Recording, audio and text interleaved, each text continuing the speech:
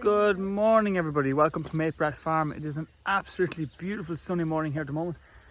We're down one of our front fields, and as you can see behind me, this is our free-range geese. They're out here where they have the run of this whole field, which is pretty big and it's a nice field to be in. And then in here, this is my daughter Anna. We have a little stream here as well, it's enough water for them to go into, for them to paddle in, but not for them to swim in really, because if geese are swimming, it's like being on a treadmill, and they'll spend all the time in the water on the treadmill running around, and that means that they're going to be burning up calories and they don't put on weight. And you need to have a fine balance between the how much weight the bird is putting on, how much they're eating, because otherwise you're just going to be feeding them twice as much to get weight on them. And at the end of the day, we are a farmer and they all have a productive job to do here on the farm. So today's class, for all the school kids that are at home, I know that I don't want to get too technical, so I thought today we'd do a few mannerisms of sayings that we say about animals the whole time. And we all know these, we all use these, but do we all understand them? So let's start with one of the animals that we use a lot of mannerisms about, which would be the pig. We say things about the pig, like we say, like, you greedy pig, you lazy pig. And that's very true, because pigs are they're always, from my experience, they're always either eating or sleeping. That's what they do, and that's why they're really good at converting weight. And they will eat a massive amount. They can sit down, and in one eating, in one sitting, they can eat, like, I'd say about nearly a third of their body weight. It's unbelievable how much they can eat. We also say things like smelly pig, dirty pig and all that, and that's not really okay. There's a strong smell of their dung, but not as much as the smell of bull.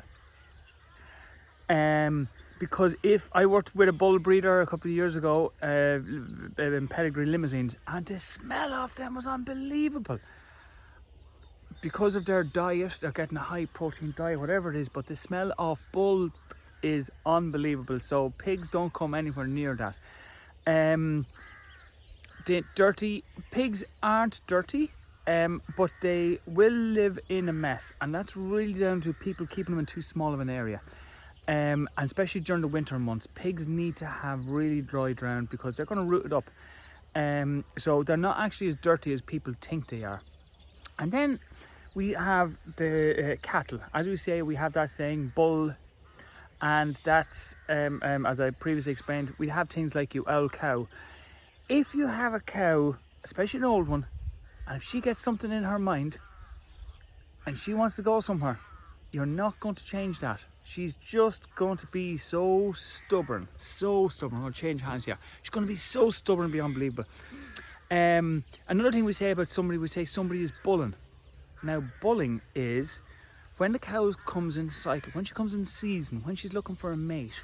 Now, and I always say this to kids as well, is never go into a field unless you're with the farmer, because you could go into a field with a few nice cows or a few nice heifers or any animals there, and it could be absolutely perfect. And then once every so often, one of them is bulling, and when they're bulling, they are in a rage, and sometimes it's an uncontrollable rage. We had a heifer here, and I'd know she was bulling when I'd walk down the laneway. Because when I'd walk down the laneway, and as soon as I opened the gate, two things would happen. Either she'd run at me, or she'd jump into the neighbour's field. That's what bulling means. So don't go into a field unless you're with the farmer, and that's what bulling means. We say other things like, with cattle, the cream always rises to the top, and that's so true as well.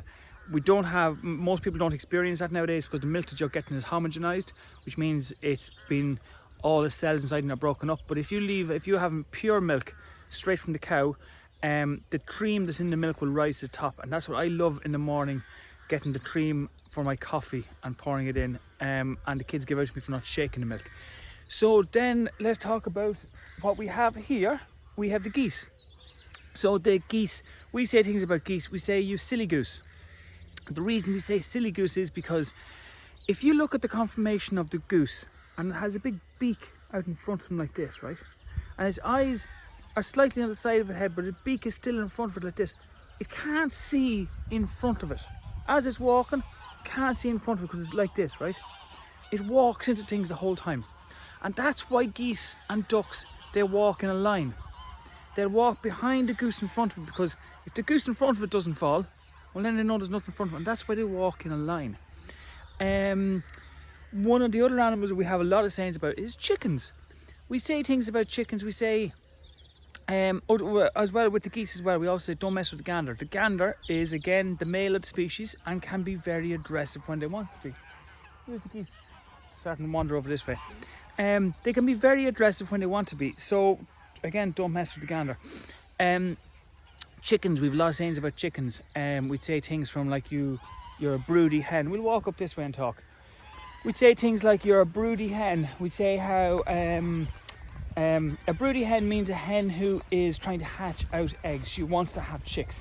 We'd often say that about some ladies who'd be very broody. You'd say it to them in a slightly joking manner, you know, when somebody's, you know, playing with somebody else's child. You say, oh, you're getting very broody there. We'd say other things like hen pecked. Hen pecked would be where you'd say about a fella sometimes, he's hen pecked. He's too many women running around looking after him. So he's hen pecked, he's a bit spoilt as well. You'd also say as well the mother hen. Now don't mess with the mother hen. Everybody thinks that the rooster is the boss on the top of the pecking order, but he's not. No, he thinks he is, and they let him think he is. It's funny how it mimics real life sometimes.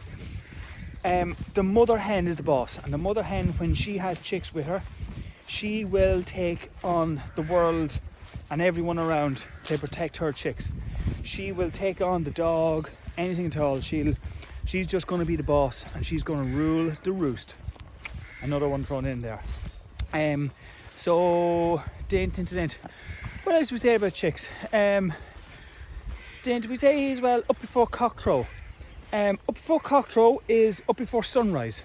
So if you're up before sunrise, you're up really, really early. You're up before, obviously, when it was still dawn. Don't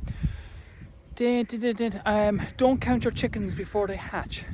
Don't count your chickens before they hatch is referring to when you set eggs, or when the mother hen sits on eggs. You don't know how many of those eggs are going to hatch. You could put 10 eggs under a chicken or in an incubator. One might hatch. None might hatch. 10 might hatch. 11 might hatch. 11 out of 10 eggs? Yes, it is possible. Anybody ever come across a double yolk? Yeah, it is possible. I've never had it happen to me, but I believe it can be possible. So you can't count your chickens before they hatch. So then another animal as well. We have so many sayings about animals that we have nearly an awful lot of people use them, but they don't explain them, and that's what this is all about. And goats are another one. But just before I finish, chickens. The other one about chickens, I'm forgetting all these, there's so many of them. Don't get your feathers in a ruffle. That's because chickens sometimes, they get all excited and they all start flapping around and they don't know what's going on and think, oh, here's another one for you.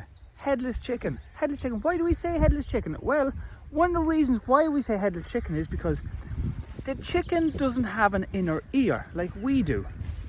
The chicken, if you look at the conformation of the feet of the chicken, you'll notice that the chicken has a toe in front, a toe behind, a toe on the right and a toe on the left.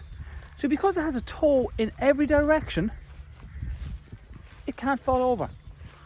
And it doesn't need an inner ear to balance. It can stand on one leg and it can't fall over. So that's why the headless chicken, if you take the head off a rooster, it can still run. Apparently it can run the length of a football pitch. I haven't tried it myself and I've no intention of. So I'll move on now to goats. If I think of another one about chickens, I'll come back to it. Goats, silly Billy. Silly Billy, from my experience, goats, they're great at climbing up, but not so good at climbing back down again. That's why we refer to them as silly Billy. With also kids. So goats, a goat's young has always been called kids. And it's only really in the last 150 years that we have taken that name and started to use it for our own offspring. And hence as well we use the word nanny as well. So goat, we say silly goat, silly Billy. And as I said, we use the word nanny and all that as well. I'm trying to think of what else about goats. I should have taken notes. One of my favourites I'm going to finish on now is, here's the geese have coming out of the river. This is where we were. I walked away to let them come over. I'm going to finish on is on the pig's back. So if you're on the pig's back, what does that actually mean? So if we go back a couple of hundred years, people didn't really have coinage. Because they didn't have coinage, you had to barter things. And for kids to understand bartering, you'd barter with your lunchbox. You'd say, I'll give you some of my Smarties and you give me some of the chocolate bar. You do a swap for things, right? So you used to have to barter with your landlord for your rent. So you had to pay him something or give him something at the end of the year for your rent. So what you'd have to do is, I'm just like also explaining the piggy bank. What you'd have to do is you would have to get a wiener, get a small pig, feed it, and you put a little bit of food into the pig every day. And as the pig got older, you put in a little bit more food, a little bit more food, a little bit more food. The pig kept getting bigger and bigger and bigger and bigger and heavier and heavier and fatter and fatter. And at the end of the year, you had a big fat pig. And you gave that to your landlord for your rent, and that was your rent was paid. So that's where the piggy bank came from. The piggy bank was a saving scheme. It's a way of saving money to pay your rent at the end of the year. And then on the pig's back then comes from that then bit, the most expensive cut of meat back in the day was actually the loin of the pig, the back of the pig. And it still is a very expensive cut, and it still is. The fillet of pork is my favourite cut of meat. But that piece of meat on the pig's back, if you're able to live on the pig's back, as in if you're able to dine, you're able to fill your belly every evening with the pig's back, you're living on the pig's back. It meant you're really doing really well for yourself. So if I got a job as a teacher and I was sitting at home and I had really long summer holidays and I had really long tea breaks and loads of tea breaks and didn't start working at 9 o'clock and I finished at 2 or 3 o'clock in the evening, I'd say I'm on the pig's back because it'd be a really nice cushy number. So I'm going to leave it at that one. There's loads and loads of more sayings. If there's more sayings that you that I've forgotten to say, just send me a message and I'll work them into one of the next talks. So from me, from Anna here, from the geese out in the field, it is a beautiful sunny day and we're going to relax for the rest of the day, aren't we, Anna? Yeah. Bye bye.